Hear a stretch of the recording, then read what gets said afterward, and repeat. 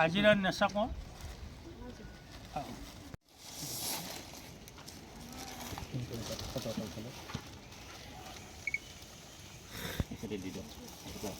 আমি সেইখন আকৌ দিব লাগিব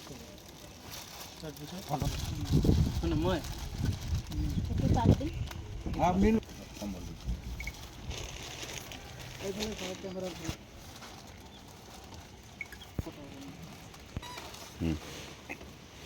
তাৰপিছত এমনি দি দিলে অলপ ডাউন হ'ব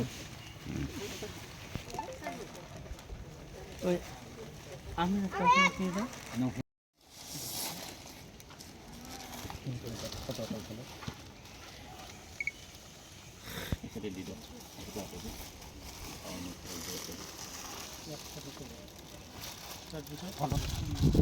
মই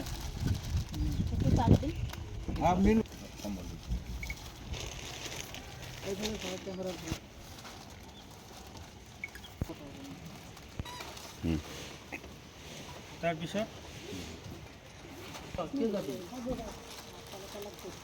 এমনি দি দিলে অলপ ডাউন হ'ব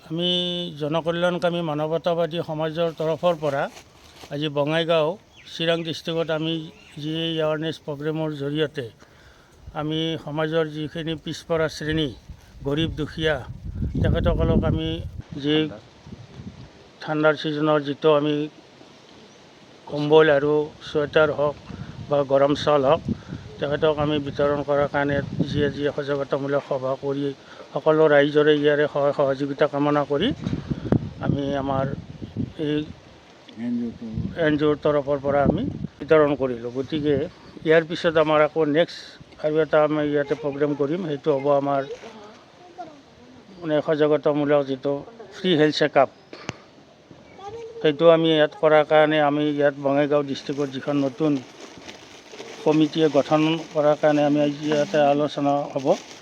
তাৰ জৰিয়তে আমি তেখেতসকলক গোটেইখিনি কথা পৰ্যালোচনা কৰি তাৰিখ বা ডেট আমি দি নেক্সট পৰ্যায়ত আমি ইয়াতে এৱাৰনেছ প্ৰগ্ৰেমটো সকলো ৰাইজৰ সহযোগিতা কামনা কৰি কৰাৰ কাৰণে আমি আয়োজন কৰিম। জনকল্যাণকামী মানৱতা সমাজৰ আজি 3 বছৰ পূৰ্ণ হ'ল। 3 বছৰ পূৰ্ণ হোৱাত ৰঙিয়াত যিটো আমি প্ৰগ্ৰেম কৰিলোঁ, এতিয়া আমি বঙাইগাঁও চিৰাঙত আজি আৰম্ভ কৰিছোঁ।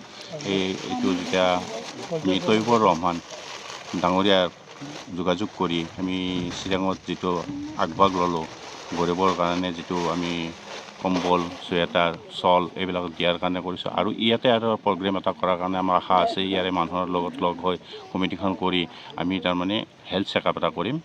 এইটোত যাতে আপোনাৰ সহায় সহযোগিতা সকলোৱে কৰে, ৰাইজও থাকে, এইখিনি বেছি দীঘলীয়া নকৰোঁ, এইখিনি কৈ মোৰ বক্তব্য সমাপ্ত। প্ৰত্যেকখন জিলাত মানে কিমানজন মানুহক টাৰ্গেট কৰি আপোনালোকে কাম আমি 21জন কৰি কমিটি বনাব বিচাৰিছোঁ। আৰু এনে যদি গৰীব মানুহ আছে তেওঁলোকৰ ধৰক যদি 20জন আছে 30জন আছে সেনেকুৱাকৈ মিলাই আমি কৰি আছোঁ আৰু ষ্টেপ বাই ষ্টেপ কৰি থাকিম, আমি এইখিনি কৰি আগবাঢ়ি যাই আছোঁ আৰু